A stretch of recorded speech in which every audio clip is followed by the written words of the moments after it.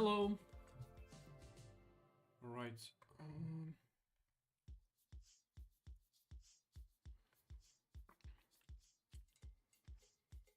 Okay, everything should be working. Let me know if the sound is okay.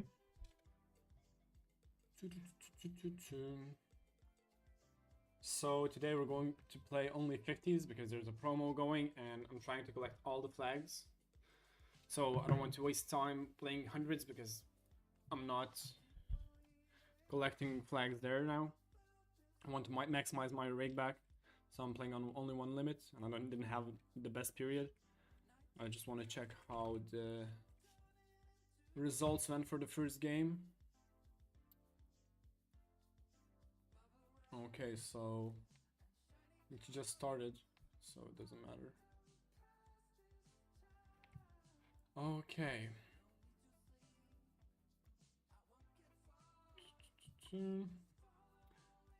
Would be nice if someone said hello in the chat.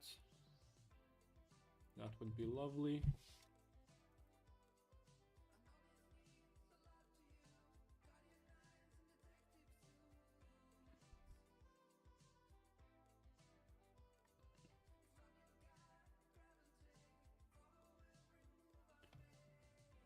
Okay.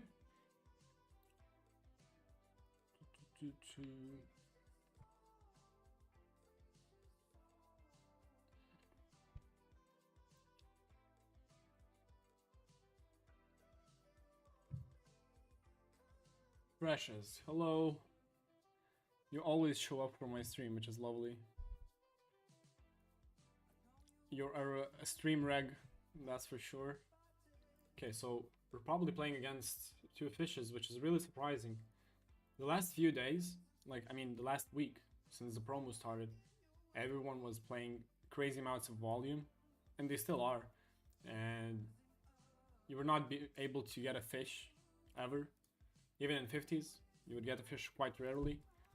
Everyone's chippy is quite poor this month, especially mine as well. I had a really rough period. I'll probably can even share my graph afterwards.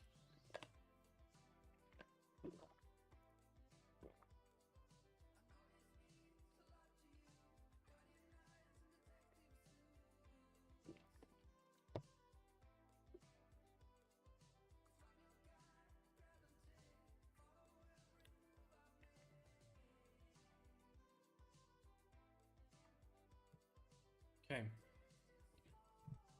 As always, guys, feel free to ask any questions. I'll be more than glad to answer them. I don't expect a lot of viewers today. The weather is really lovely this upcoming week, so... okay, so this guy is definitely a fish, that we know that for sure, but this guy min-raised from button. I haven't seen him ever, but I would not be surprised if he's a reg.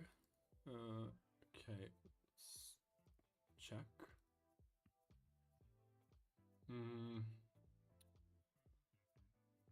We have a random backdoor, but the problem is that he's going to barrel a lot of the turns, and it will be quite hard for us to call.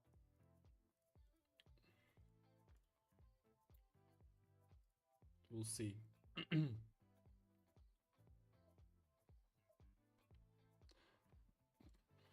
And my internet seems to be working fine right now, which is lovely. Last stream it lagged quite a lot as well. Okay, let's check back. Okay, so we hit a jack. The problem is we don't have a kicker. He leads out for 1.1 big blinds. Like I would probably raise jack 8, like I would raise jack 9 for sure. Jack 7 is maybe a little too weak because there's this guy as well. But when he opens up, he bets 1.1. I expect him to have either some sort of draw or fishes bet with their second pairs as well. Okay, so the draws get there. I don't think he's calling me quite wide here.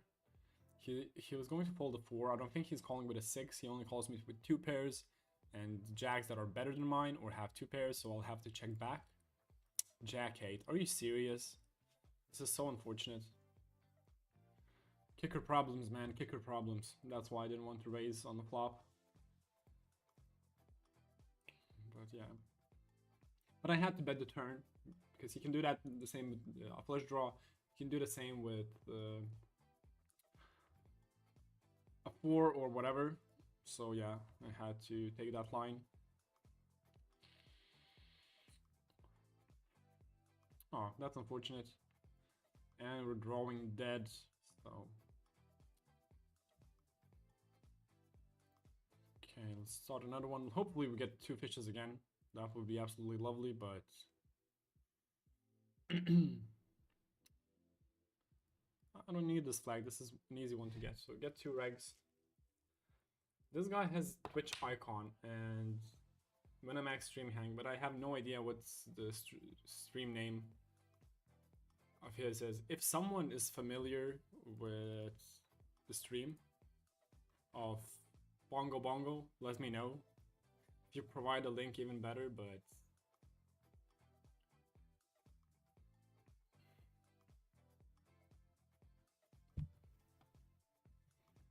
Okay, I'll just jam.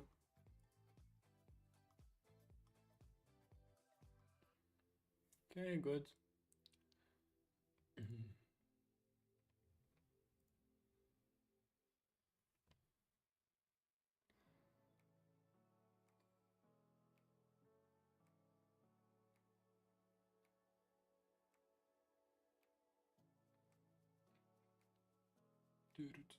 Okay,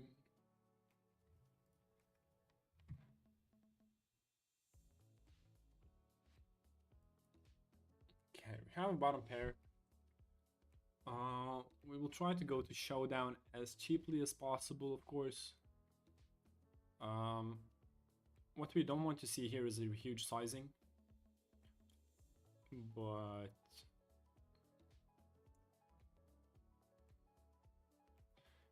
if he checks...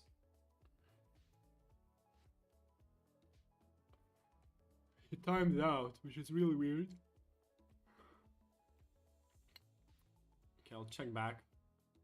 Really horrible card. It's a diamond, it's an ace as well. I don't think he would bet that sizing with an ace, to be honest. It seems like he has like king jack type of combos with 1 diamond. You should be good, I think. King 8, wow. That's really surprising. And he decided to check. He was trapping, expecting probably... Okay, so this is a limp. As a trap. Yeah, he was probably expecting for me to attack him right away. To attack his check back, but... we don't have any backdoors, whatever. It's his range completely. I'm willing to give it up. I can be completely dead right now. Even if I hit an ace or a jack, it wouldn't be too comfortable. If he decides to check back on the turn after I hit it, he gets free equity. It'll be really hard for us to play, so I decided to fold. But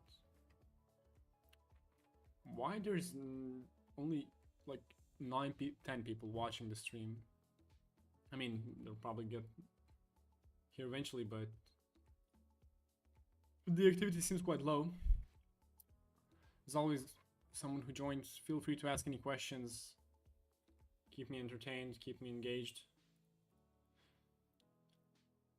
Okay, so you can ask anything about the stable, the pool, the GTO software, the tracking software that we do. I'll be more than willing to answer the questions or direct you to where you can find your answers.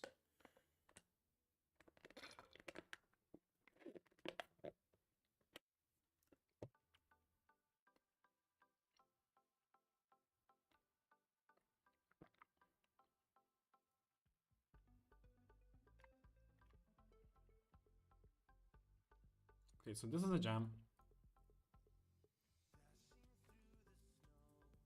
Okay, the Christmas song again. I hate it so much. We can go into a flip. A heart.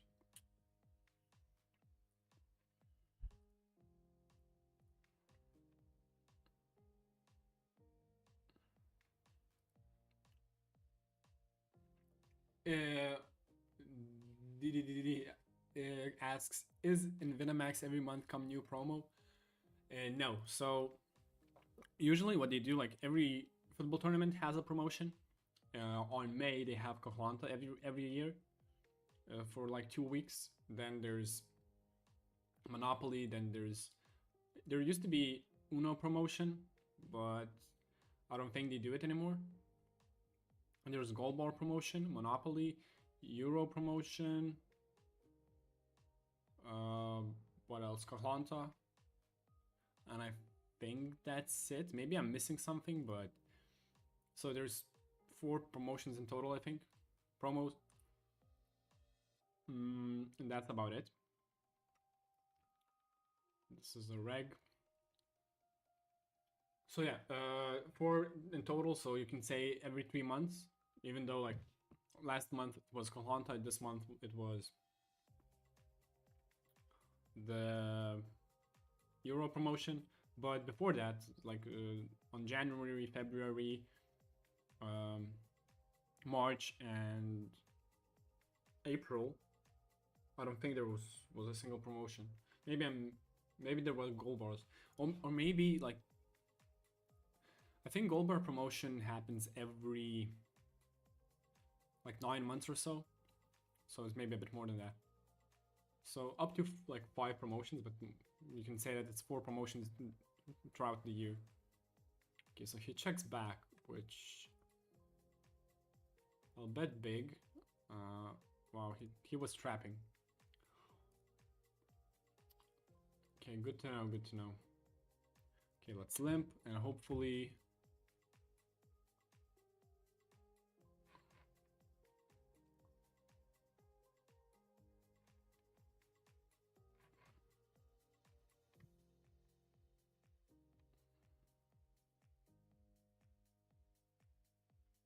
What do you think is the key thing to go up from 5S to 10S limits?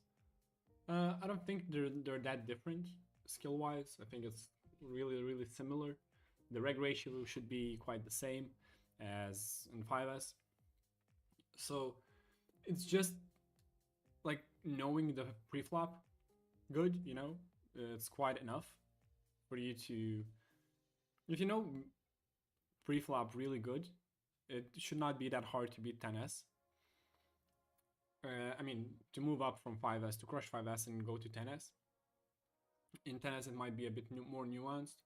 Okay, he's betting too small, so I'll raise it right away. I don't want to give him odds to call to see the turn, and we don't block the jacks, so I'm willing to bet. I would love to bet a small sizing. The problem is that usually I'll just give him the odds to call. I bet like 4 big blinds or so. So it's a bit annoying, but...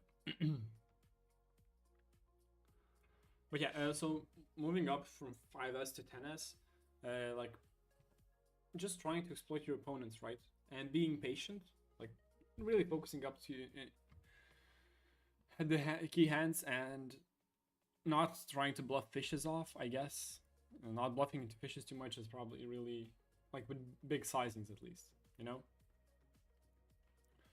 Because they'll be the lower the limit, the more are they willing to just call you off with random trash hands, like with bottom pairs or whatever, because the money that you're playing with doesn't matter to them, right? If you're playing 1S or 2S, it's like 1 or 2 euros, it doesn't matter at all. So there's a huge difference in people's calling tendencies.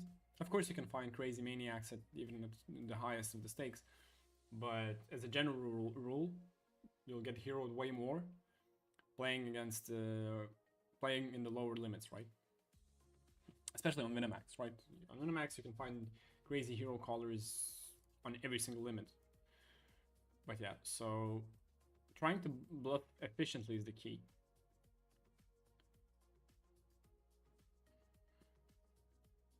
How resolves this month? Isn't on summer more harder game?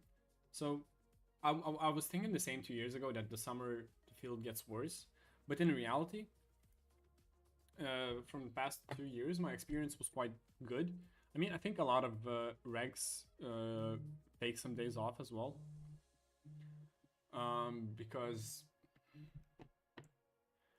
it's summer, right?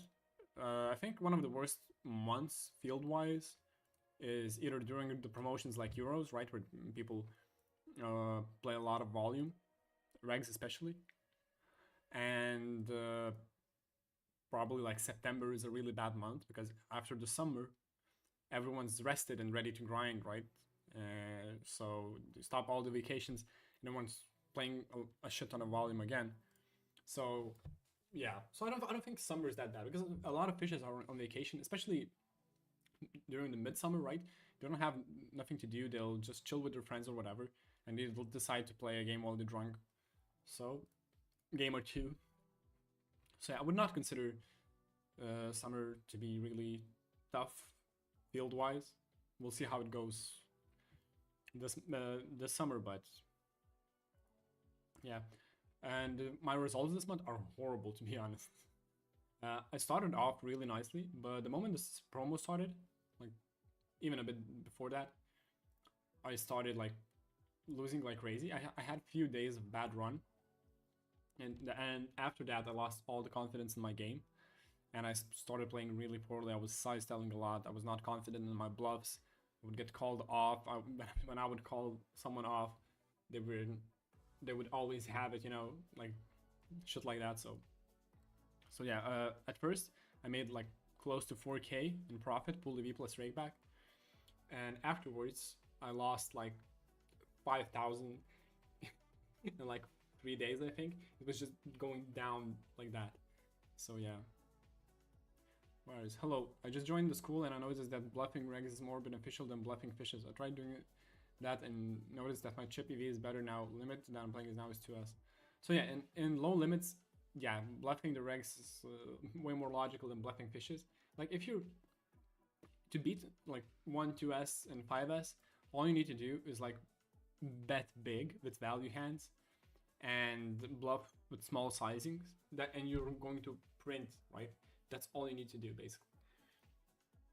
And the higher you go, the more balanced you need to be, and like you need to bluff against fishes, right? And if you would look at my hands, you would see some crazy bluffs, right, with random hands that I would just call fishes without a care in the ball and jam 5x over pot into them just because I know that they're really weak or they're bluffing or whatever. But that takes skill and that takes a lot of like learning, like just observing the games that you're playing, right? You start noticing a pattern, right? Emerge. So this guy is so annoying. He always has something, and I cannot just call him off with like unlettered hand or whatever. Okay, let's jam. Does 25S, 500, 50S, and 100S limit fishes have the same skill level? No. So the higher you go, the tougher average fish will be. Basically, a fish that plays a lot on hundreds, for example, right? You can see him playing 2 tables or whatever. He's a fish. He's losing money, right? He's always losing money, but he would probably beat like 5S, right, with his skill. So there's a huge difference, right? If he's a profitable player in 5S, that means he's way more like harder to exploit than someone who plays just 5S, right? And so yeah, there's a huge difference. But of course, you can see really crazy and chaotic fishes in higher stakes. But yeah, okay, I'll limp.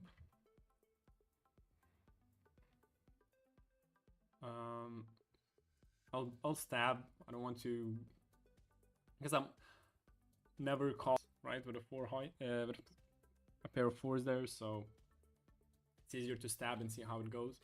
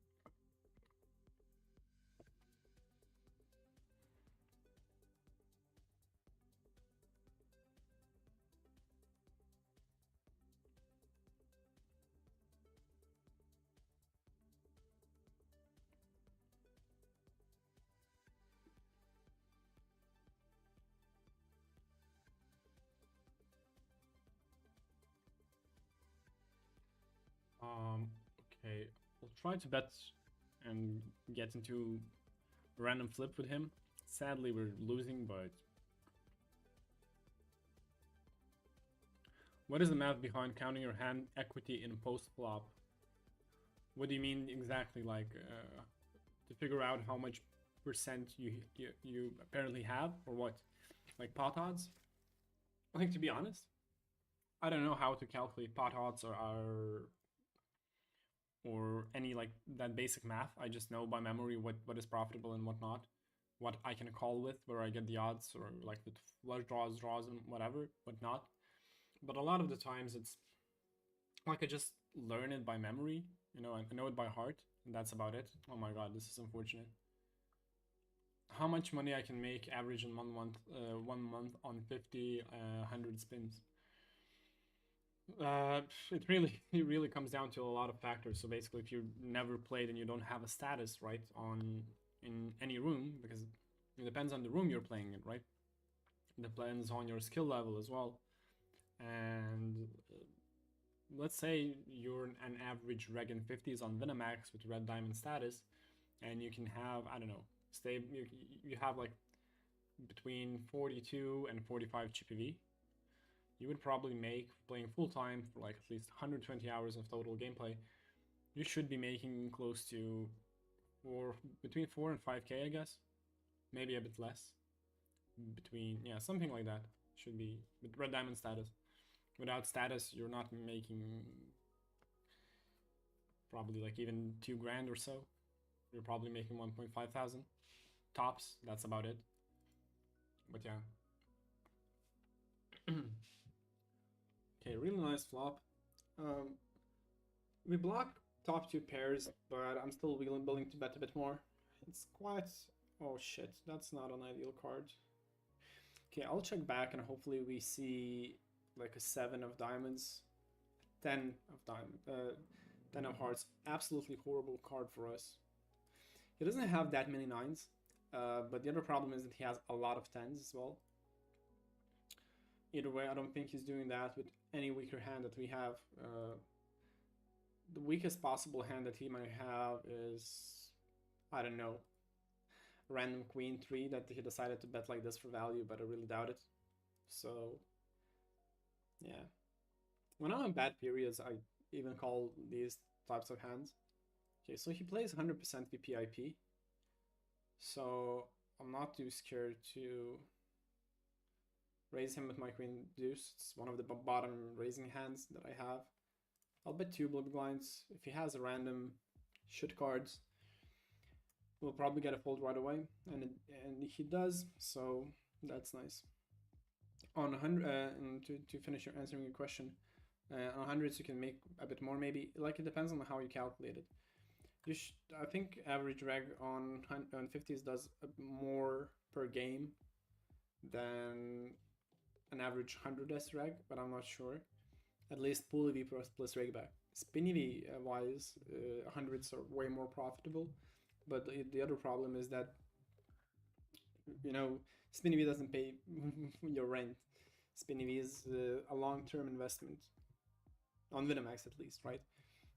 If you're playing on PokerStars or GG, it's like the multipliers are not as crazy, right? You don't pay so much rake to the highest multipliers, so it doesn't matter as much. But yeah, on Winamax, you need to crush the games and you need to play a lot of volume and invest in the long run, otherwise it won't pay off. But there's so few people today. It's quite annoying. Is it the weather or what? Last time people were really engaging, I really love that. Okay, so let's fold. This guy is a fish, by the way. Why did I? It's really important to tag your fishes, because for the first hand you have no idea what they are. It really sucks. Okay, I have a good enough hand. I want to, like, I could check back as well to try to trap him a bit more. He seems quite aggressive too. Okay, not a big fan of this flop. We'll check back. Bets, call. I'll bet big. We just want him to fold a random pair. We don't expect him to fold the straight, so I just wanted to make big to make sure, right, that he's folding. Okay, let's jam. Are you serious? Sometimes I hate this game so fucking much.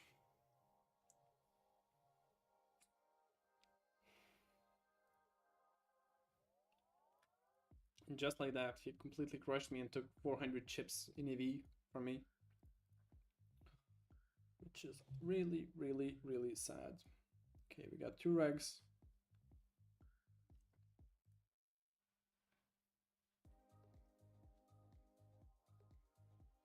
Let's fold.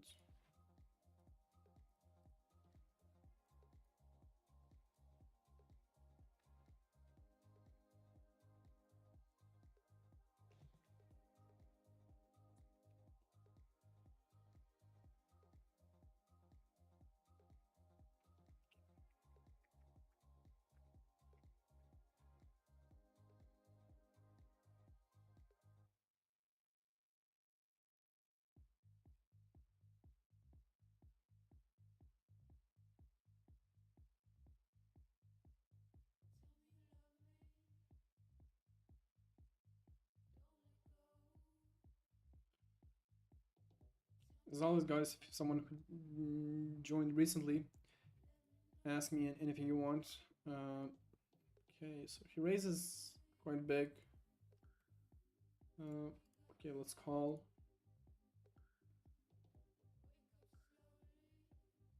It's really small sizing, so I'm willing to call with my backdoors.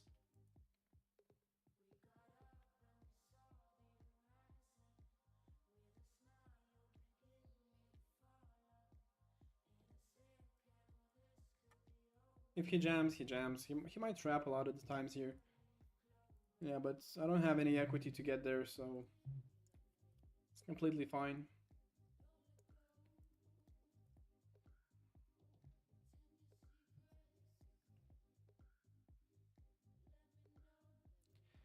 When and how did you start to understand and predict maybe what kind of hand your opponent could have? Does it come from experience or just practicing much pre-flop ranges? So pre-flop, like knowing pre-flop ranges only helps like to some extent. Like against fishes, it doesn't work at all most of the time. So it's about like pattern recognition basically, right? And against regs, it's a bit different. You can use the same strategy to determine one's range. If you're playing against a reg, it's quite similar, you know, the sizings, etc.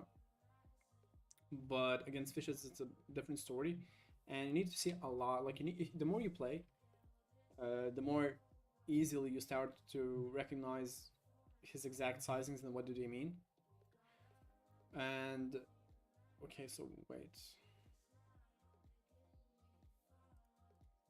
Wonder what PureGTO does.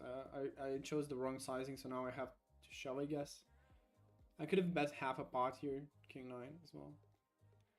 He was contemplating as well. I'll have to tag his hand. But yeah, so the more you play, the more different situations you see, right? Like you start to realize that, for example, when fishes dunk, right, they do it with usually some weak hand, like bottom pair or second pair or random 2 cards, and then you start like raising them or just calling, waiting for an overcard to come and raising them instead later on in the streets.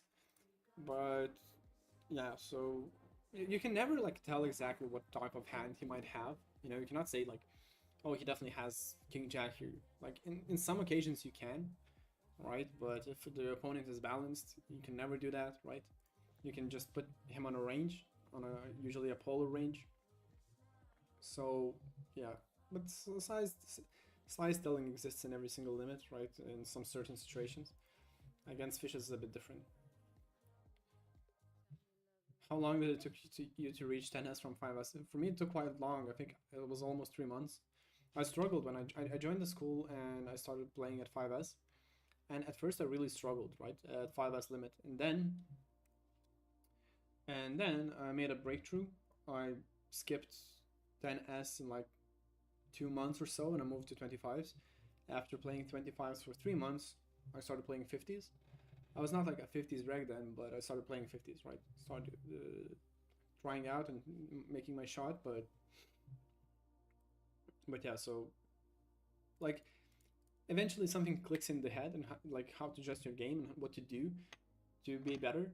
At least that happened for me. For some people, it doesn't work that way, and like you just there will be a moment where you realize how you need to think in order to crush your opponents,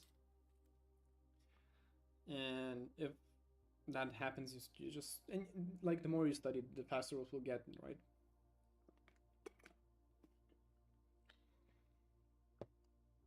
Do you have any activities that help to get back to your confidence and motivation after a bad month or longer period? So usually, like, I don't have really bad months. Like the worst month that I had in the past 2 years was a break-even month, which was horrible for me. Right? It was in the January of this year. And this month is going horribly so far, but like studying a bit more, doing a private coaching session helps a lot as well. Um, then like taking a few days off, because when you play continuously like for 4 days and your graph just goes downhill really quickly, you start to enter in a cycle of bad habits and bad decision making. So you have to cut it off, and taking a few full days off, right, without even thinking about the game, without doing anything, it helps to reset your mind as well. I try to do that a lot. Oh shit, I should have probably. Okay, this is a jam probably. Hopefully he doesn't 9-8 or serious. I hate this game so much sometimes. He doesn't connect nicely with the 5 or 4. And the only 9 can connect there. I mean, yeah, he can have king 5s, king 4 suited. It's even jack 5s, jack 4 suited. But a lot of the times.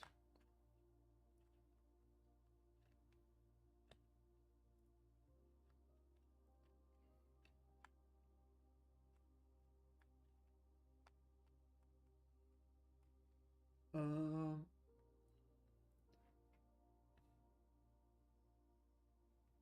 yeah, that was too wide of a call by him, in my opinion. And yeah, talking about the activities, like like you have to go out. You cannot sit at home and like think about your losses, right? And think about, oh shit, I should not play, but I could play right now. But that's how it works for me. For some people, bad months, they don't affect them mentally at all. Like, yeah, they affect them to some extent, but they they crush the other month and it's completely fine by them. I think it comes down a lot to how much money you have saved up. Okay, let's check back.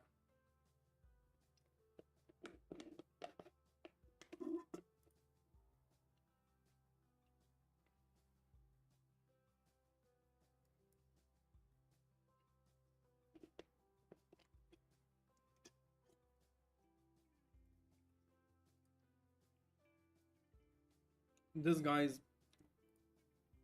the biggest calling station I ever seen.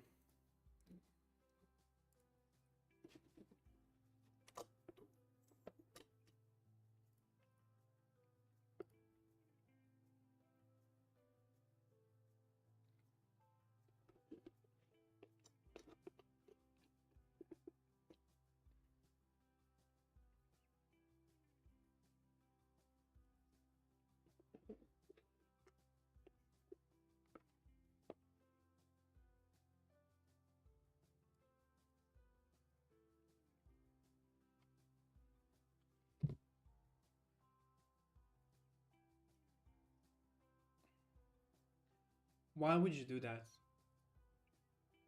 Like, if you have value, okay, but if you're bluffing, I mean, if you're bluffing, okay, but if you're doing it for value, that's just stupid.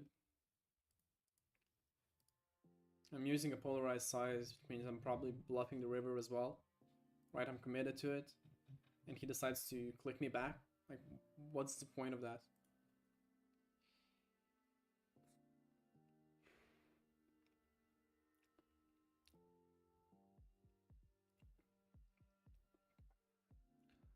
I'm kind of struggling in 2 and 5S right now, but I feel that I get better every day. Recognize more patterns to take advantage of. I get bigger sizing to tally hands and stuff. Got my first lesson today. It's also helped a lot. Yeah, I mean, in the beginning, you don't know so much that, like, for the first few months, like for 2 months, all you do is like learning how to not do simple mistakes, right? Fixing every single big leak, which costs you a lot of chip EV. And it's quite hard to notice. You need to do a lot of sessions, you need to do a lot of studying on your own too, right? And the moment you fix those main leaks, right, you know how the basic strategy works and what you should never do, what you should do most of the time, right? Like knowing what not to do, right?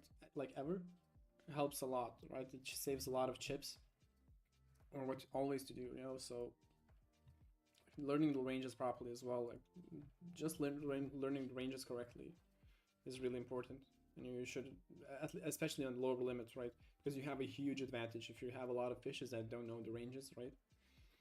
Like if you suck at post flop, but you know the ranges perfectly, you're a winning player automatically in like lower limits. So yeah.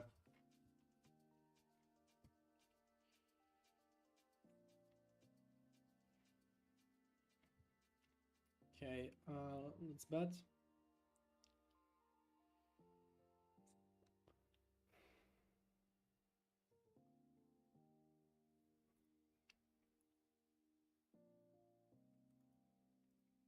Okay, decent turn. Okay, that's a big sizing. Okay, so if he has king queen, a better two pair. It's sad, but he knows that we don't have king queen here.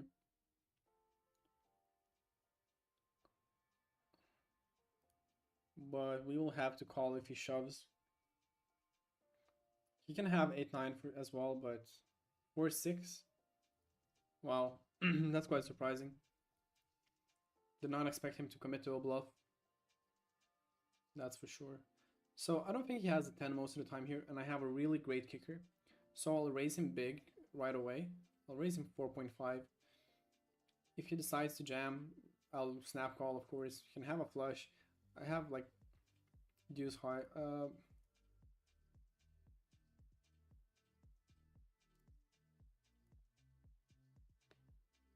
Hello, what's your opinion about two schools junctures, SM and Spring Crew? I think it's a great addition, to be honest.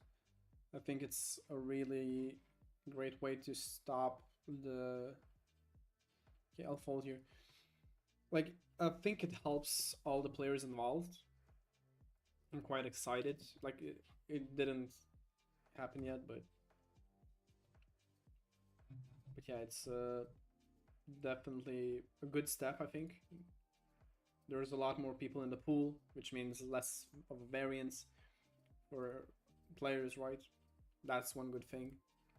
A lot of strategy sharing, you know, which should help a lot as well. A lot of things, you know, a lot of things. Okay, so he is only repping a 3, so I'll definitely call. That's why I checked. Now he can have a 7. I'll try to tank a bit and hopefully he checks back. I really don't want to be in a position where I need to call, especially big sizing. He bets pot size. The problem now, he's repping one of the 2 straights, either a 3 or a 7. He can definitely have a 7 on the turn while when betting. So, and it's a limp pot as well. Do you do breaks in your session? How much do they actually last and affect your game? So when I'm performing, like when I'm playing my A game, right? When I'm performing the best, I usually play not instantly reloading the tables. I'll bet big here. These traps are so annoying. I'm a bit too aggressive during the stream. I usually do breaks often, and like I play for like I don't know, maybe like 25 minutes, and I do a break. I mean like a half an hour, maybe more. But I do a break. It's not usually it's not a long break. It's usually like up to like 10 minutes, because and I go back to playing, because if I do longer breaks, it's hard to come back. Okay, so it's really weird that he donked. I don't want to get my equity there. I'll bet if he has it, if he jams right now, I would be pissed, but he didn't. A lot of the like, there's a pattern as well, because fishes sometimes they bet on these monotone type boards, and what they do is they think, oh shit, if he doesn't have a spade, he'll fold, right? And they'll do it random trash hands. So he seems a bit aggressive. I'll probably won't check raise him. I'll let him cook. Okay, so this is a good turn. I mean, not good for him to barrel, so I'll donk, really small sizing. And I'll probably check back. I don't think he's calling me with an 8. So I'll let him bluff and jam. He did not. I mean, if he shows me king high flush, I would be so pissed. Okay, so I think he was bluffing there with the last bet on the river, so I think we got additional value out of our check back. If we would have jammed, I don't think would have gotten a call. I hate this min click, and I'll fold. I'll be conservative in that aspect, but a bit more nitty than... Okay, let's check back. Absolutely wonderful flop, but there's a shit ton of draws. I won't raise him that much. Usually I would raise... I mean, he's calling probably a 3x as well. If he has anything, right? Do you do... yeah, so that was the last question about the breaks. Okay, so I'll treat this as a jam. It's too shallow. If he shows me pocket aces, does that with queen 10, right? Which is a... Okay, he got there. But I think we're crushing him in this heads up. EV wise, not crushing. It's 245 chips, chip EV from this heads up so far.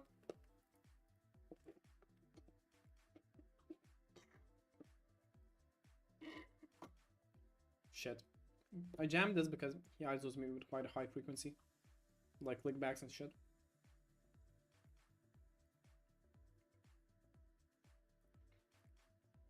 But yeah, we're getting fishes today while playing one table, which is absolutely crazy. And when immediately after I said that, I get 2 regs. This guy plays nitros. I have no idea what he's doing here.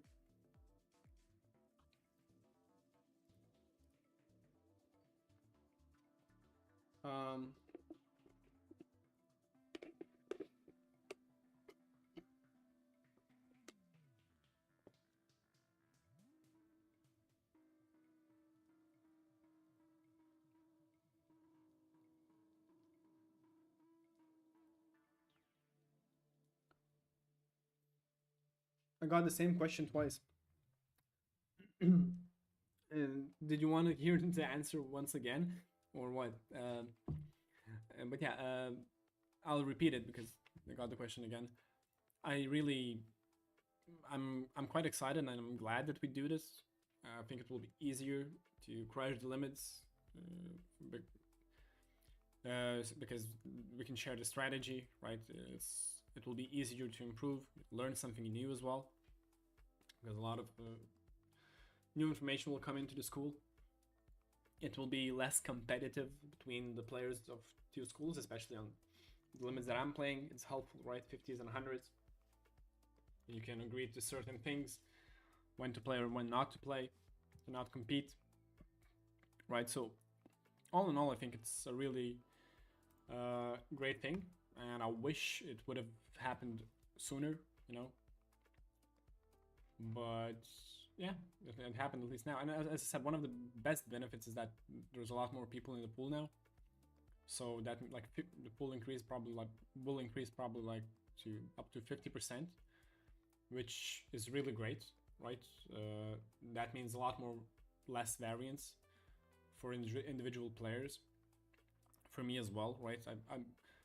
I'm in probably like top 6 of binds in the school, right? I'm probably in around 6th place quite consistently, maybe sometimes even higher, 5th, 4th. That means I take a big chunk of variance from the pool as well, and sometimes it can increase or decrease your profits by quite a big margin. and of course everyone wants stability, right? And I just really hope that the new people that are joining in will be interested in winning the big multipliers, like 100x's that completely go into the pool, right?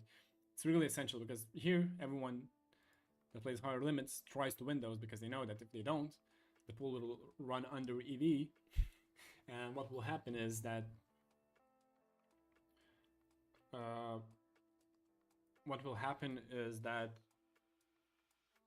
you will lose a lot more money, right? It's not only about why is that such small sizing? I'll definitely call.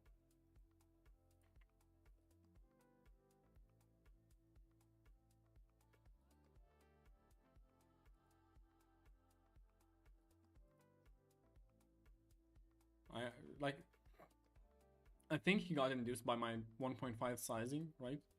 He thought, okay, so he's probably like really polar here and either has something strong or has a weak hand or whatever. Maybe he did that with a flush draw and then he decided to check back.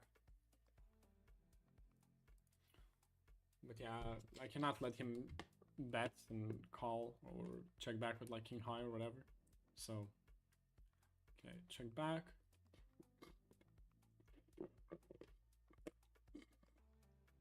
Where does the most chip EV comes from in your opinion? So it's not an opinion, but it comes from heads up against fishes.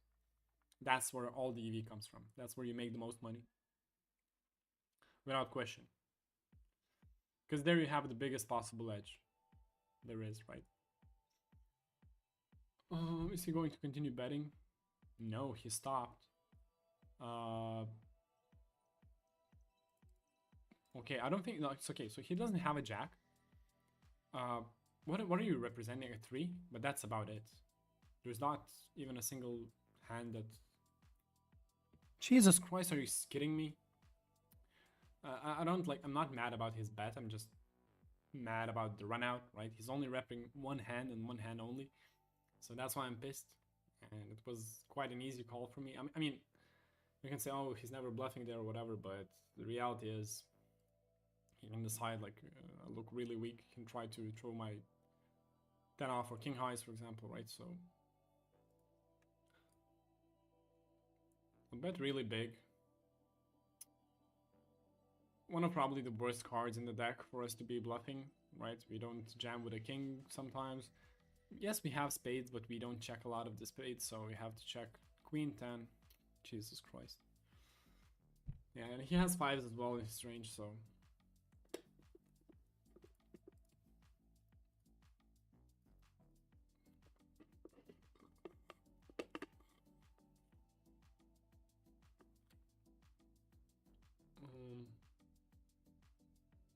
Okay, I'll limp still.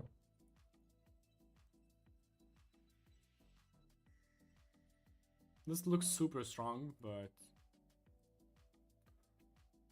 He checks. Why?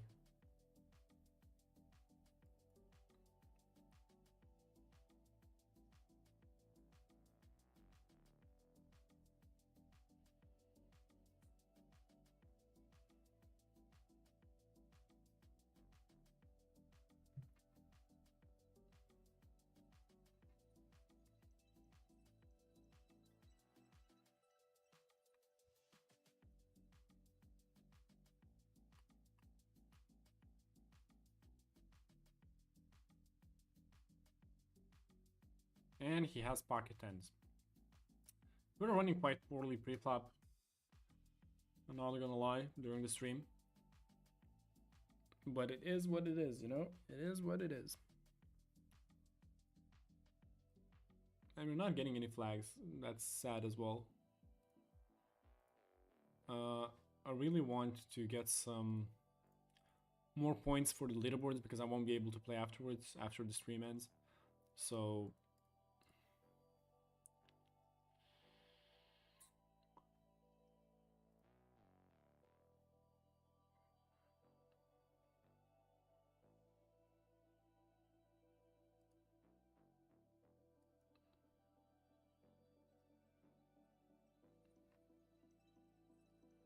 Huge sizing.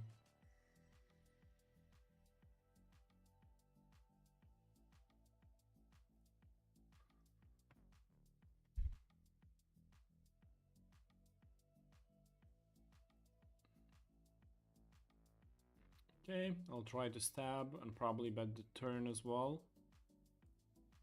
Okay, we got it. He didn't put up a fight, so that's nice. Okay, he leads out. I'll definitely call one at least. Absolutely wonderful turn.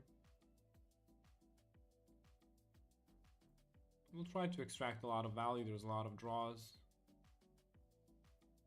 And we're really polar. We're only representing an ace or a 2-pair. 6-7 maybe. I'm just wondering. 4-5 got there. I don't think there's that many 2-pair combos with a deuce, so we should be fine most of the time. Because I don't think he's like betting. Jesus Christ, I hate this game so much sometimes.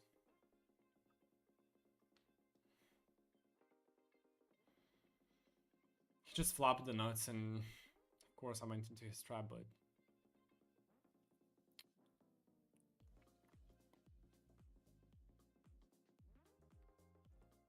I understand why he stopped on the turn, but he could have definitely checked back.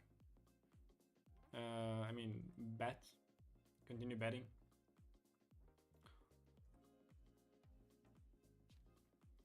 But yeah, we're unlucky. But like, if it was any other turn card, I would probably, like river card, I would probably maybe check back. But now it doesn't change the outcome at all. The deuce, right? The straights that he has got there as well. There are no new 2-pair combos that he's like donking on that, like on the flop. But I think he's, yeah. But now we know.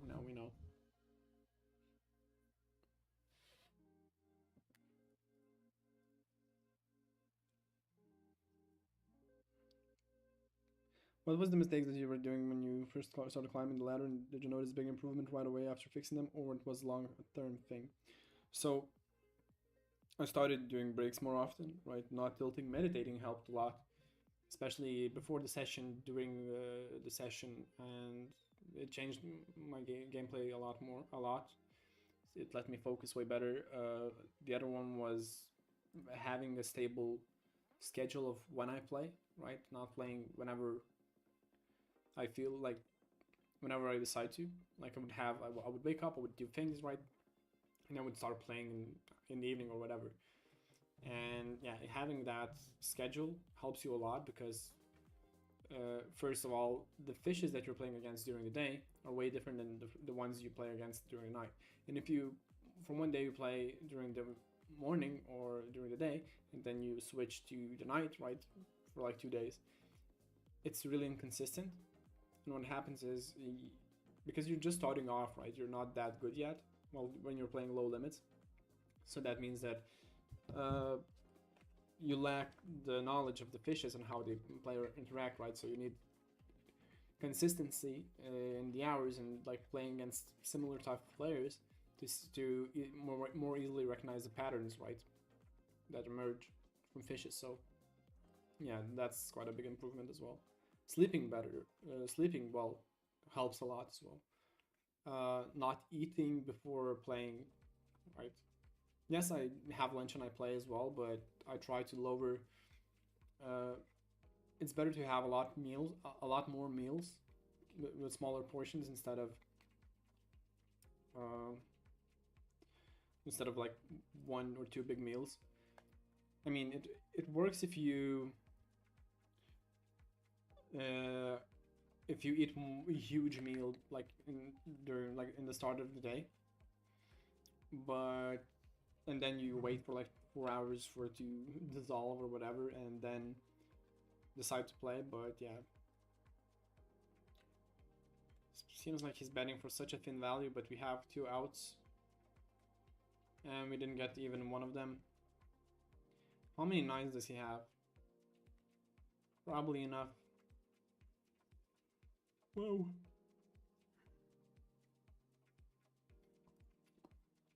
What do you think are the most profitable grinding hours for spins and Dynamax? So it really depends on the limit. I think the lower the limit, the later, like, it's during the night. But on 50s and 100s, it's a bit different. It really depends on how, what's currently playing. Some like during this promo, like every single hour is a bad hour, right? But like, as a general rule, it's more profitable to play during the night. One of the reasons is that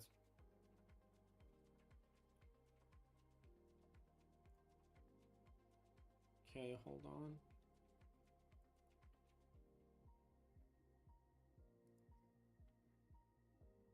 Swear to God, just fold. Oh my God. Oh wow.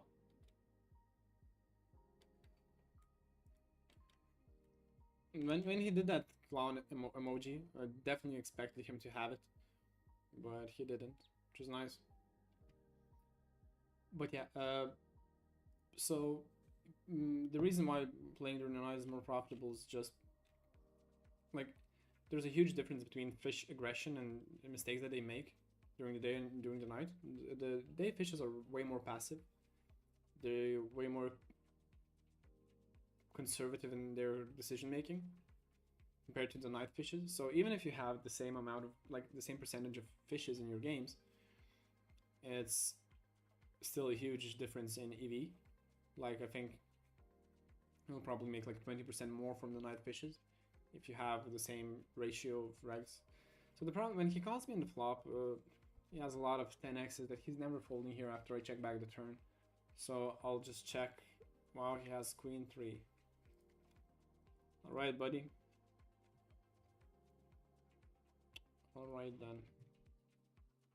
So he'll jam. He calls, which is never a good sign.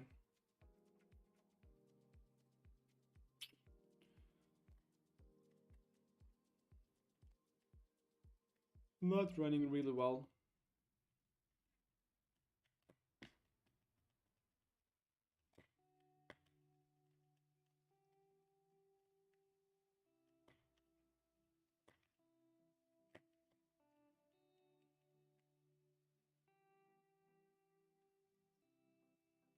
Limb stabbing. So basically, if you it's usually a term used from small blind to big blind. I mean, you can do it against fishes. You can do it against regs as well. I think I have to call here. Of course, he has an ace. How he won't have an ace? That's the question. But yeah, okay, it's a big sizing. When you limp and on the flop you just bet even without equity or whatever. Just there's no like specific flops or whatever. Or, like it's just a stab and a lot of fishes will fold to it. Can we get a pre-flop that we are ahead, not at least flipping? I don't even want to look at the graph of the stream again. Like I gave up a lot of stacks purely. Some were maybe possible to lower the. It was possible to lower the. Wow, we got 2 fishes. It's insane. Our losses, but one of the. But a lot of the times it was quite a standard play as well. I have no idea how this guy plays. I've never seen him before, so I'll limp. We'll see how that goes. He decides to ISO.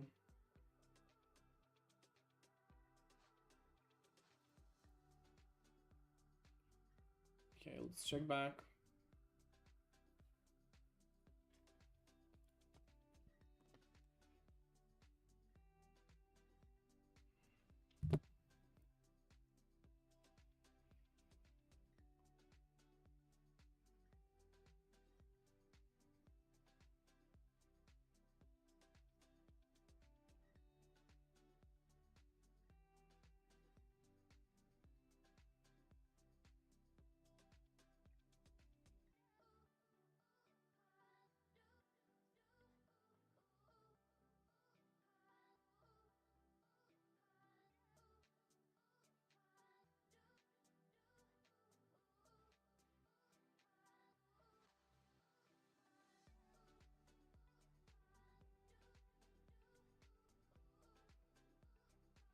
I'm back.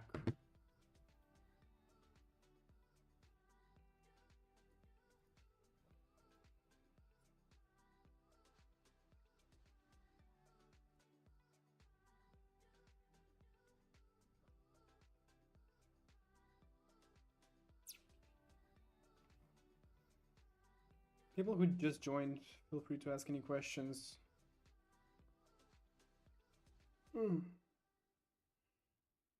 About the school, about the pool, about my life. It doesn't matter at all. I'll answer everything you ask.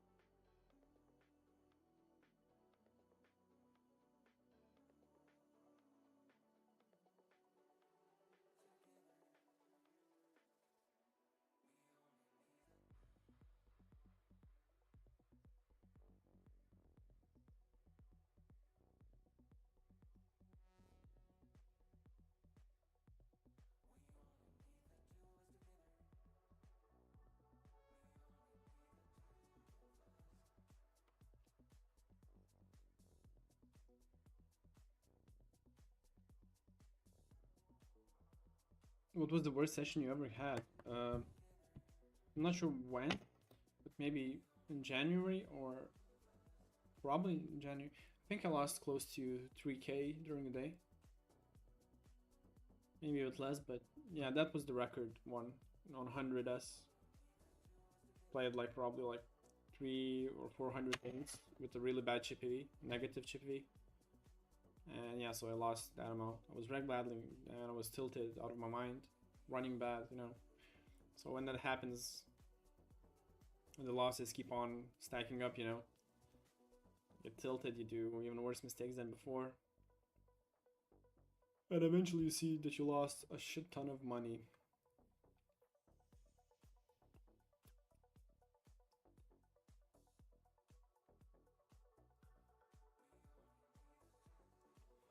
Okay, so we're definitely calling.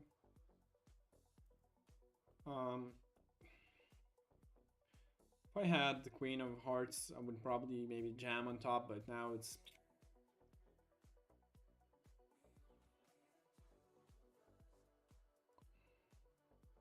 How does the pool make your life in school better? For example, I'm playing 2S now and I cannot join right now. Does it change much? It changes a lot. The pool is probably the best thing that was invented for spins. Like before that, there were EV deals, right? But for example, on Winamax, EV deals, like, they help you out, of course, right? But you cannot include all the big multipliers, so you're still quite really dependent on the variance a lot. But now that when you can include, like, it lowers the variance so much, and when you do it full time, right, you want a stable income. So you get paid for jackpots and 1,000 X's that you might never see in your career, right? I mean, you should be, if you play a decent volume, you should be seeing 1,000 X at least once probably in your career, right? But it feels really good to get paid for jackpots or other stuff that you might not see, you know? So it lowers the variance significantly. It increases your profits dramatically as well. Like last year, I made probably up to like 10 to 15K more just because there was a pool instead of EV deals. So there's a huge difference in that regard. And yeah, so when you're playing lower limits, it doesn't matter that much, but when you move up the stakes, the variance is like insane, you know. I checked the graphs, and I think on December, I had a period of like a week or of like 5 days where I lost in a really small amount of games. I lost 17K, which is 170 buy-ins, right? Imagine doing that without any EV deals or pools. It's insane amount of money, right? And to win it back up would be like insanely stressful, right? It would affect my gameplay a lot. So I'm really glad that the pools exist and I don't need to do that. How much time do you spend studying and how much time did you spend playing while you were at the low stakes? I cannot remember correctly. I would play 2 tables in the beginning, and I was studying quite a lot. Like I would have a coaching session, a personal coaching session every single week. Then I would like watch group videos and stuff like that. I would participate in the coachings. What else? Then I would watch videos, studied ranges too. So I would like in the beginning. It's really important to study a lot, right? And as you move up the limits, it should go down. So in the beginning, even if you do like 50-50, basically half of the time you're studying and half of the time you're playing, you'll start to improve really quickly, right? But when you reach like, I don't know, 25s or 50s, studying that amount of time won't give you that huge of a like you need to make money then, right? At that level. So, but yeah, the more you study, the better you get. It's as simple as that. So in the beginning, I would say like spending like if you just joined like 4 days ago, I would probably spend like 40% of my time studying, and the rest I would probably play. And if I would move up to 10s, I would probably go to lower the percentage to 30, 25 or so.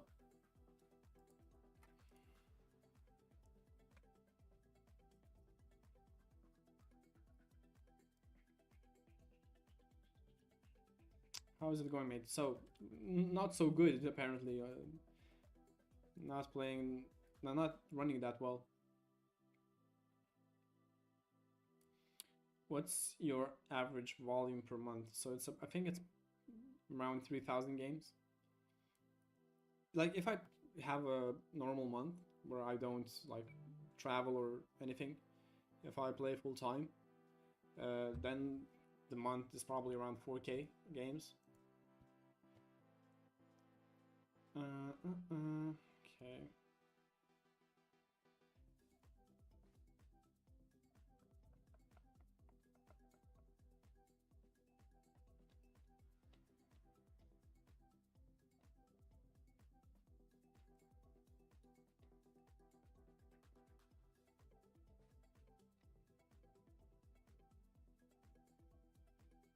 I was not sure if I should check or should I bet. There's not that many hands that I can extract value out of. There's only a 4 and a 9. Some deuces in his range as well, but not that many.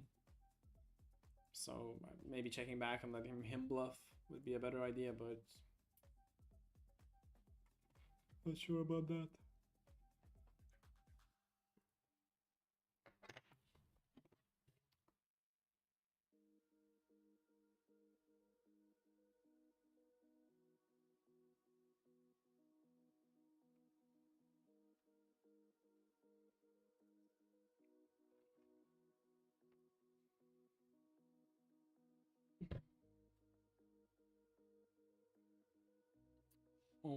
Okay. Maybe we'll finally have a profitable game after this bullshit run in the past few games. I could ISO, but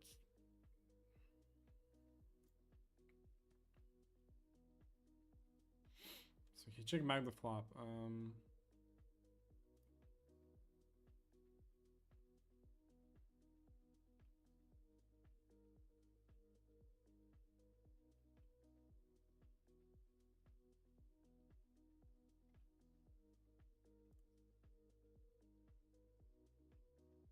Nice. I mean, it would have been nicer if he called, but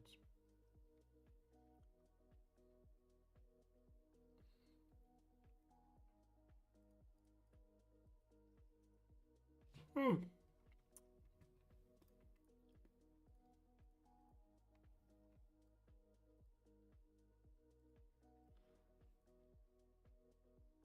Hold. Yes. Finally, we'll have a profitable game. Hip hip hooray.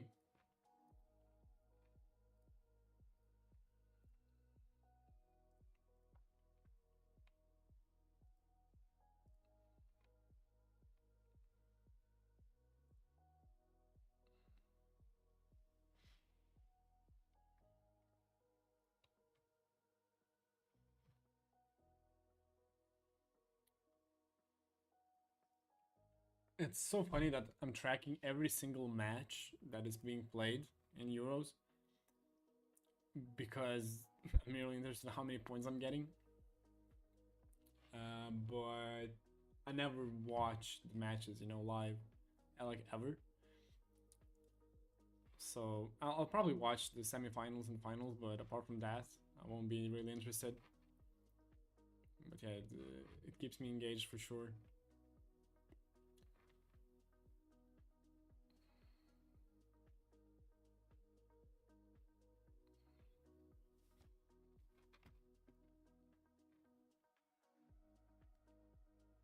When did you started feeling confident about your game? How much did it took for you to feel that way? So probably like at 10s, I started like every time you move up the limit, you always lose the confidence a bit. But I mean, when you start crushing it, and you see that you're really beating it, right, and you're making the money, that's when you start feeling comfortable. That's my indicator. So for me, it was like, okay, having 2 months at one limit and means that I'm confident, right? I had two good profitable, like not like really really profitable, but decently profitable months and a new limit that I get to, that I shoot at. Then I'm feeling confident about my skill and that particular limit, right?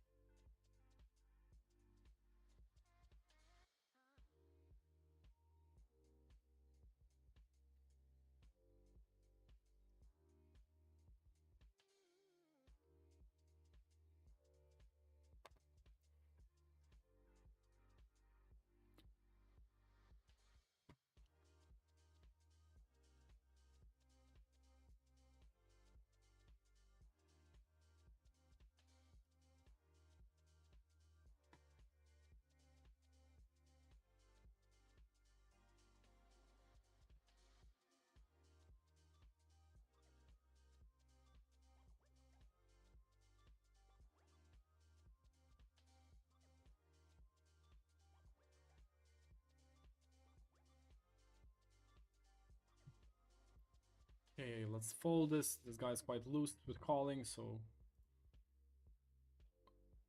is he a reg? I tag him as a fish, but his stats are showing that are quite reggish, right? He's not limping, he's not reacting from the button, so I'm not so sure anymore.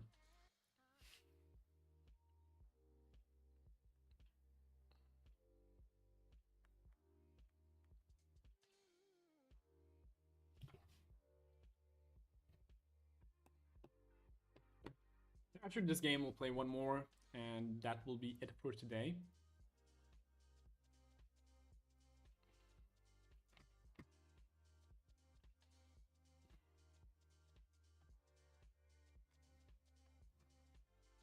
Call me with Jack 7 and Jack 8. Unfortunate.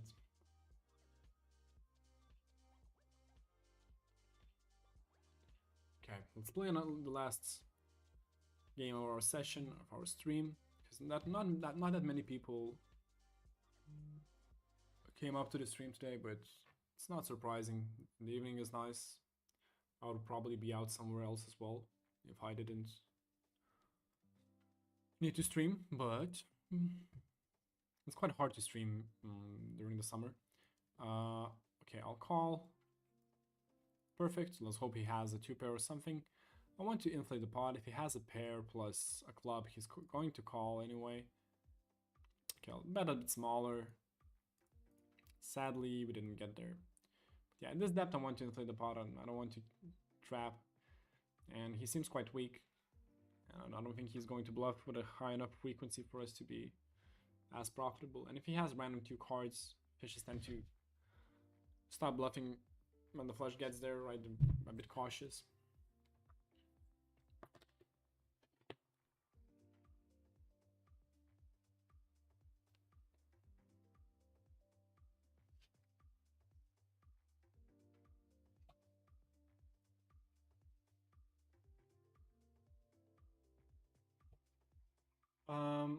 Okay, I'll check back. I'll bet on a bigger side here. I don't think he's raising, and okay, so against this player, I should have bet only 1 big blind. It would have been fine. Yeah, because of that.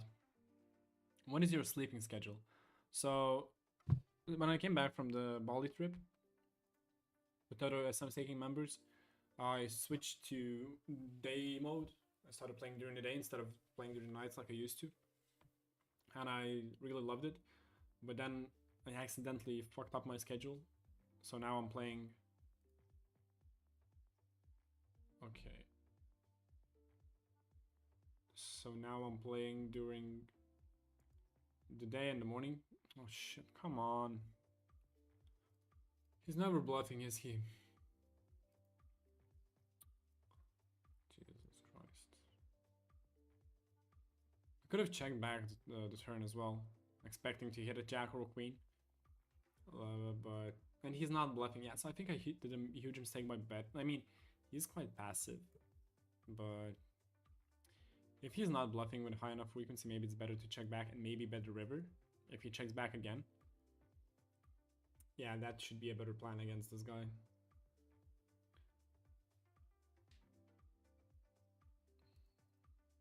Against maybe more aggressive player, I would be willing to bet.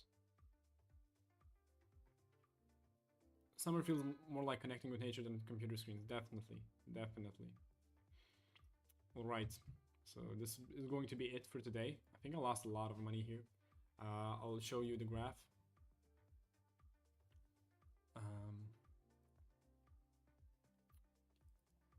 Okay, so this was today's graph. So we had 57 GPV and probably like 300 profit and 50s. We'll probably be left with negatives, which really sucks.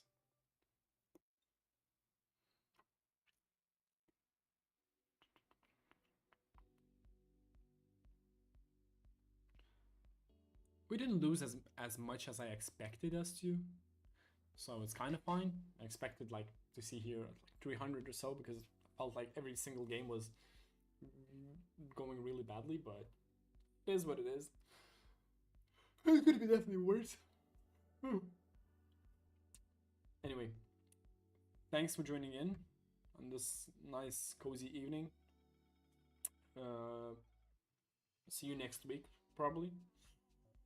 If nothing changes and I don't miss my stream by accident, but yeah. So good luck at the tables, guys. See you next week, and bye-bye.